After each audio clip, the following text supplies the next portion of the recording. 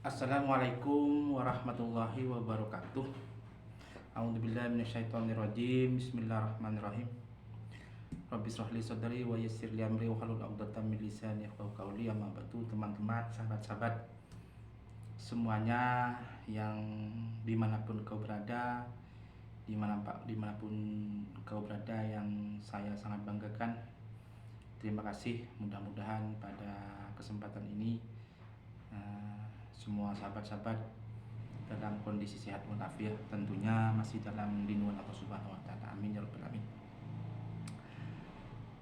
Sahabat, ini ada beberapa hal yang akan kami sampaikan, dan ini penting buat rujukan kita, penting buat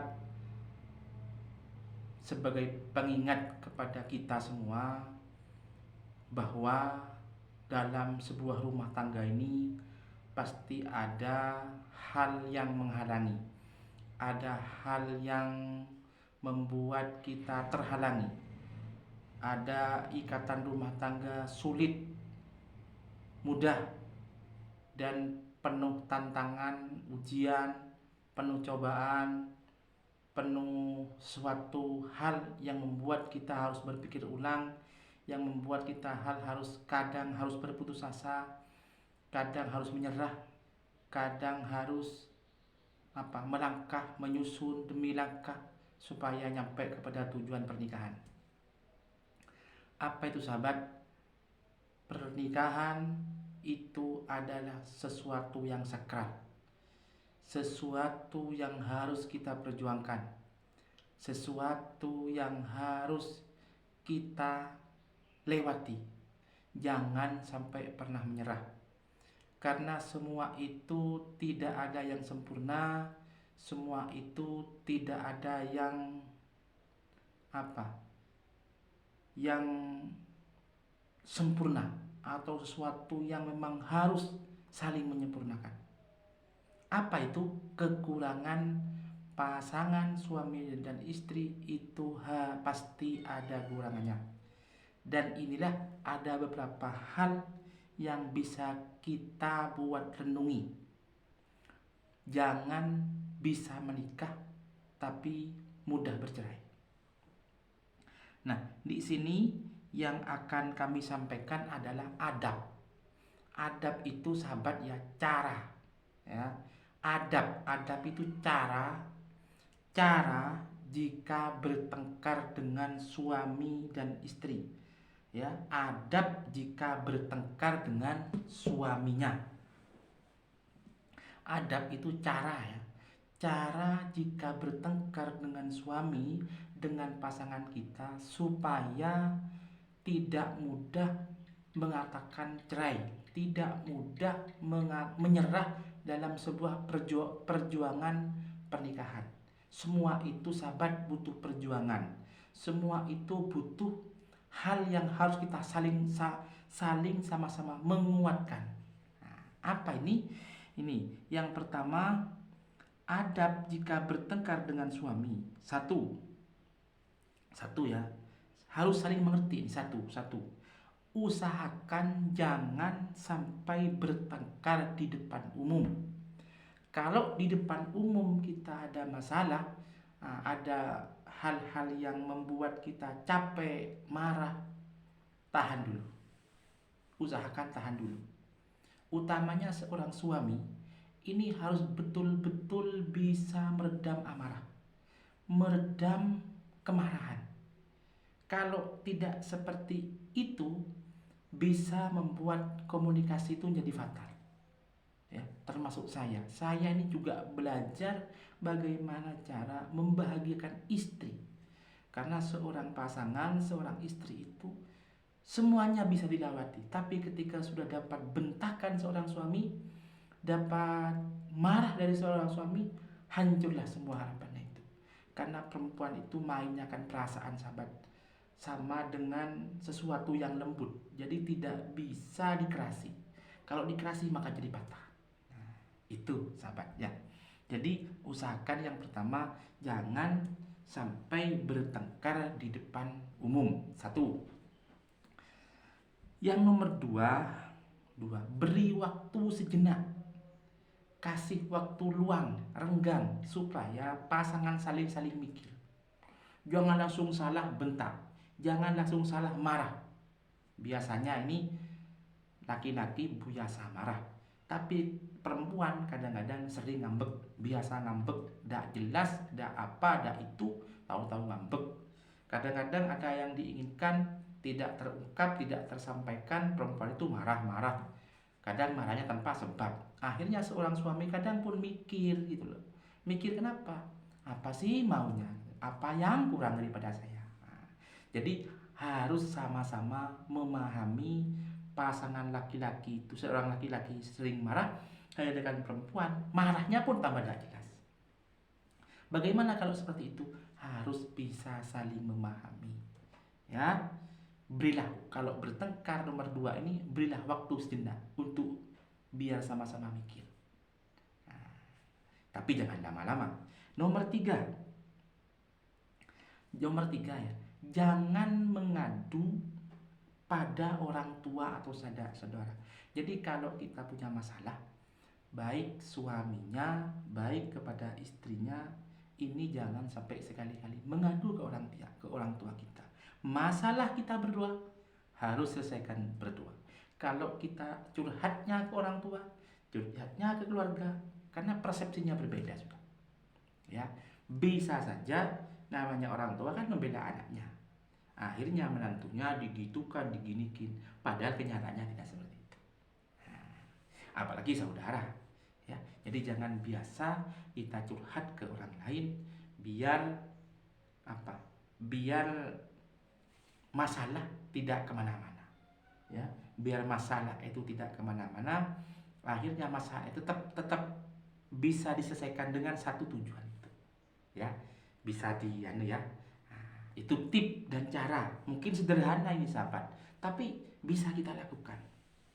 Kalau kita punya masalah langsung ngadu ke orang tua, kadang-kadang hanya gara-gara sepele menjadi masalahnya semakin runyam. Ya. 4, jangan sampai mencaci maki. Ya, kalau marah, ya marah, jangan enggak usah mencaci maki yang berlebih-lebihan. Ya. Saya pun juga tahap belajar sahabat.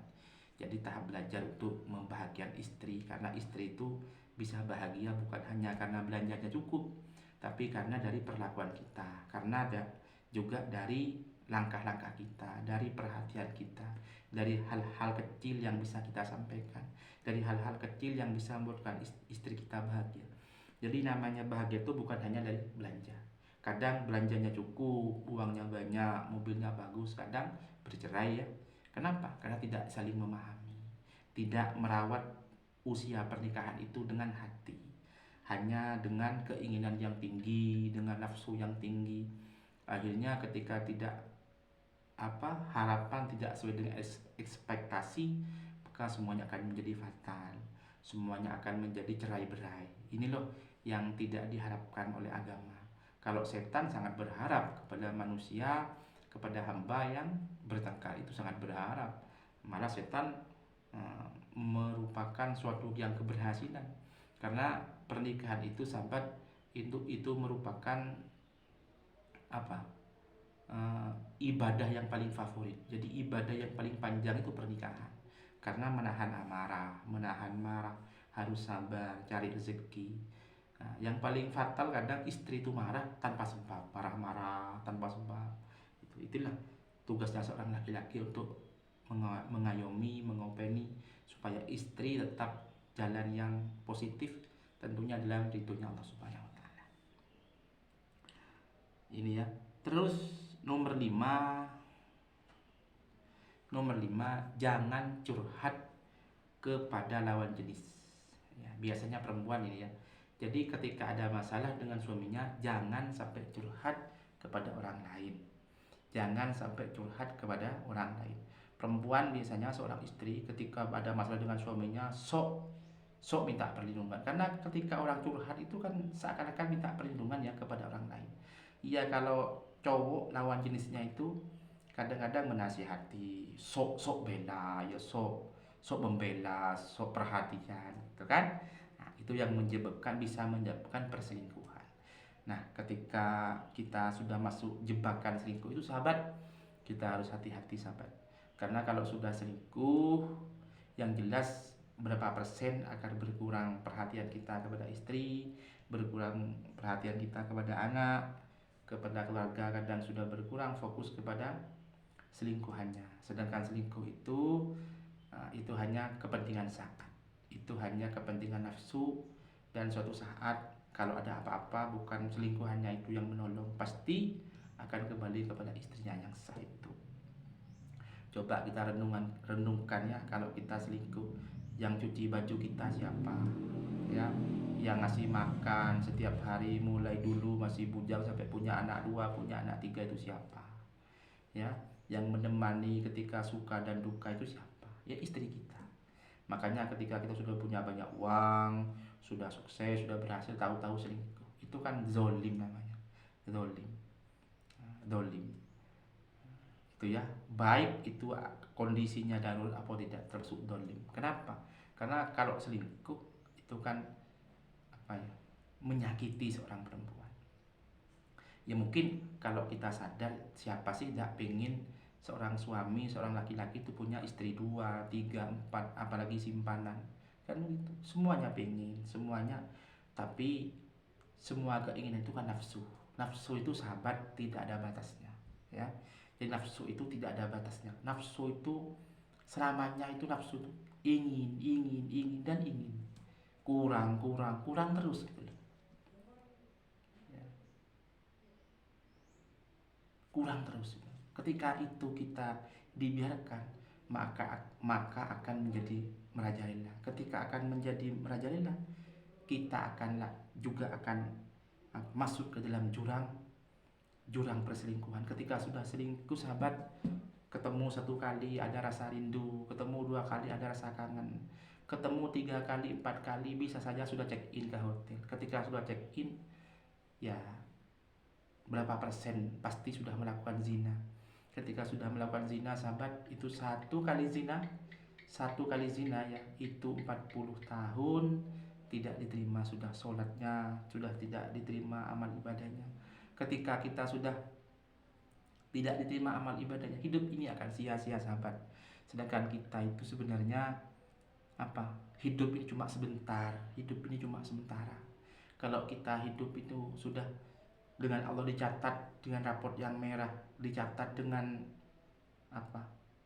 Hal-hal yang dianggap zina dan tidak diterima semua amalnya, kita akan sia-sia sahabat. Hidup ini sudah sia-sia. Mungkin Allah itu bisa saja Allah mengampuni, tapi secara syariat kita punya dosa besar. Jangankan yang punya dosa besar, yang tidak punya dosa pun belum tentu masuk surga, belum tentu mati husnul khotimah, apalagi yang sudah punya dosa besar. Ya, memang pengampunan Allah itu tidak hanya 1 pintu, banyak pintu-pintu. Tapi kalau secara syariat sudah salah, secara agama sudah keliru, sudah dosa, itulah yang terjadi. Makanya kita harus hati-hati, jangan sampai terjerumus kepada hal-hal yang fatal. Ya, jadi jangan biasakan curhat kepada lain jenis. Nomor 6, juga jangan curhat.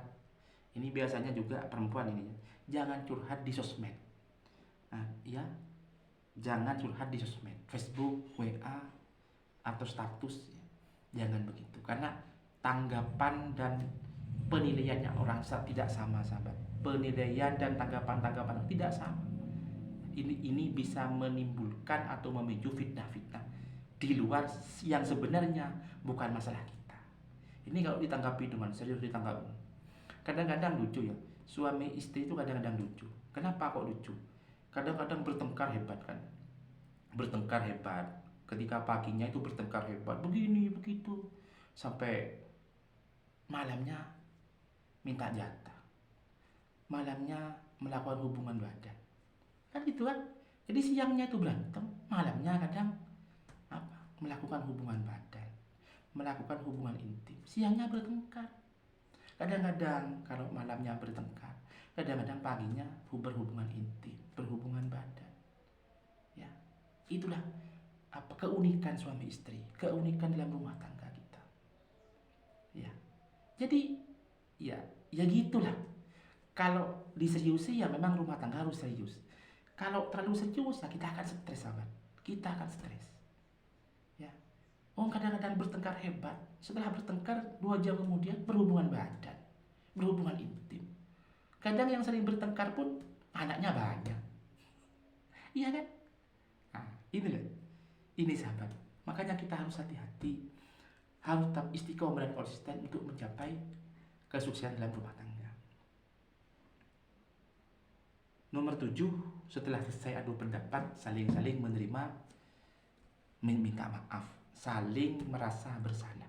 Jangan hanya merasa paling benar, harus bisa saling memaafkan, saling merasa bersalah, dan saling mengaku saya yang salah. Kenapa? Biar meminimalisir keegoisan kita masing-masing.